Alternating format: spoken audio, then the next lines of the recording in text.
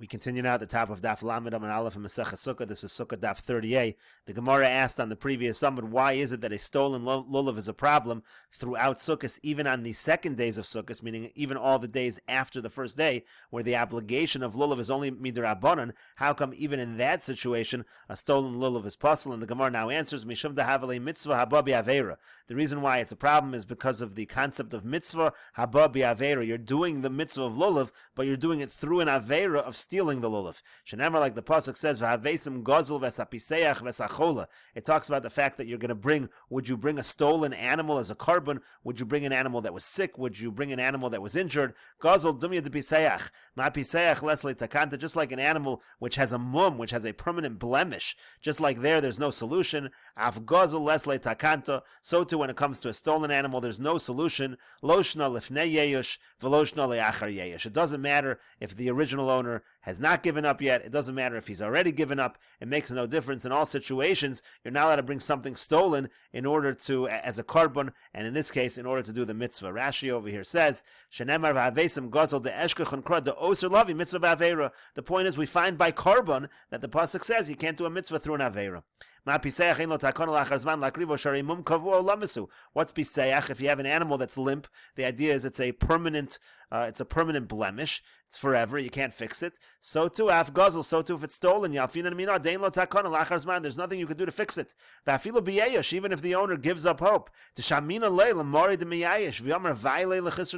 you hear the owner say that he gives up and he lost his money. Now, even though in terms of acquisition, we say that if you steal something and the owner gives up hope, you can acquire it. It's considered his. Nevertheless, to bring it on the Mizbeach, that's still going to be a problem.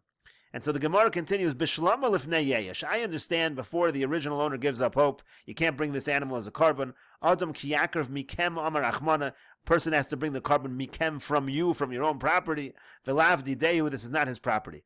Elalachar yeyesh, hakanya b'yeyesh. But after there's yeyesh, don't we say that the person, the thief, can acquire the animal through yeyesh? So why can't he bring the carbon?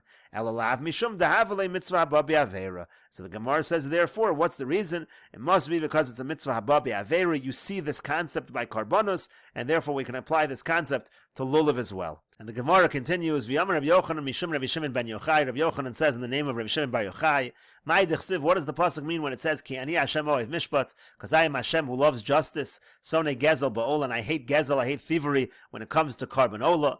Mashal melech basar v'dam she'over al beis hameches. It's similar to a king who's passing by the toll, by the tax. Amar le'avodav, he says to his servant, Tanu mikem lemuchsim, give some money to the tax collector, to the toll collector. Amar lo, they say to him, V'alo kol hameches kulo shalcha. What are we paying for? Everything goes to you anyway.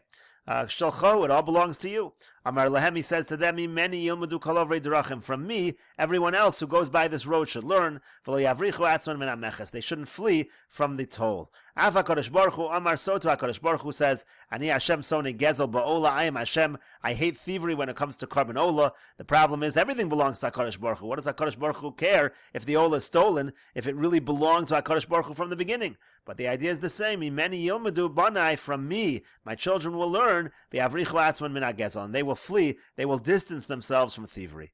The Gemara says, Itmar Namni was taught as well. Amar Rabbi Ami says, Yavesh pasel mimnei she'ein hadar. The reason why a dry lulav is pasel because it's not beautiful. Gazel pasel, a stolen one is pasel. Mishum dahavale mitzvah haba bi'avera. For the same reason we gave above, it is considered a mitzvah haba bi'avera.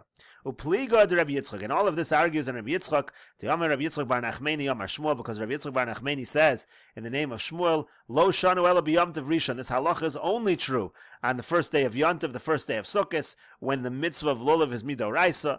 Aval b'yom tov sheni, but when it comes to the second days of Sukkot, mitoch sheyotze b'shol yotze nami begazel. Since a person can fulfill his obligation with a borrowed lulav, he can also fulfill his obligation with a stolen lulav. Gemara continues, Meisiv Rav Nachman bar Yitzchak. Rav Nachman bar Yitzchak says, Lulav hagazel v'hayavesh pasel. It says in the Mishnah, if you have a stolen lulav or a dried out lulav, it's pasel. Hasha'ul kasher. The implication is borrowed is okay. We seem to be making a distinction between stolen and borrowed. So Ema, so when are we talking about here? What day of Sukkot? Ilema b'yom tov rishon, if we're talking about on the first day, haksiv lochem mishalochem. It says lochem, we darshan, it has to be yours. So you can't use a borrowed one either. V'hai lavdi deyu, the borrowed one doesn't belong to him. Elalab b'yom tov sheni. Obviously, we're talking about the second days of Sukkot, everything but the first day. The katani gazel pasul, and the point is we're making a distinction. We're saying that a stolen one is pasul and a borrowed one is going to be kosher. That goes against what Rav Yitzchak bar Nachmani says in the name of Shmuel. And so the Gemara answers, Amar Rava says, Liolam b'yom tov rishon. Really, we're talking only on the first day of Yom Tov. V'lomi boy kamar, the way you should read the Mishnah is a lomi boy, means to say as follows. Lomi boy shal, we don't even need to tell you shal. The lavdi deyu, that doesn't belong to him, and therefore, of course, you're not allowed to use a borrowed lulav on the first day. Aval gazel, but when it comes to a stolen one, stam gezela yeyesh bailamu. You might have thought that when a person steals something, the owner gives up, and it really is like it's his. Maybe you would actually think stolen is better than a borrowed one. Kamash Malan, that's why the Mishnah is teaching us on the first day, not only is borrowed a problem, but stolen is a problem as well. And the Gemara continues, Amar Lu Rav Huna lahanu avankari.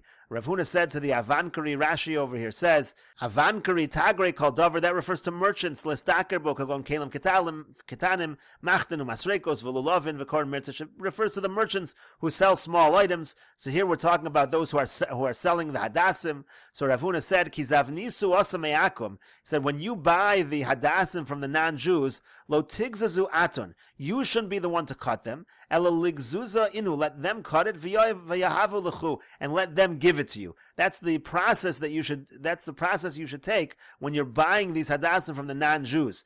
Rashi over here says, Ki zavnisu asim inochrim, kishetiknu hadas min anochrim legod behen lahoshana. You're buying the hadassim, you want to tie it up for the Hoshana. Ligzazu inu heim yichatchu min ha-mechubar v'yinu lachem. Let them cut it from the ground, and then they should give it to you. My time, what's the reason? Stamov de kochavim gazloni arasaninu. The reason is that you can assume the idol worshippers are generally people who stole this land. Rashi over here says, my time, stam akum gazli aratam yisrael ninu. They stole the land from Jews. Veshema oso karkam yisrael have. And maybe that land originally belonged to Jews. And we'll continue with this discussion in the next video on Daf Lamed Amud Beis.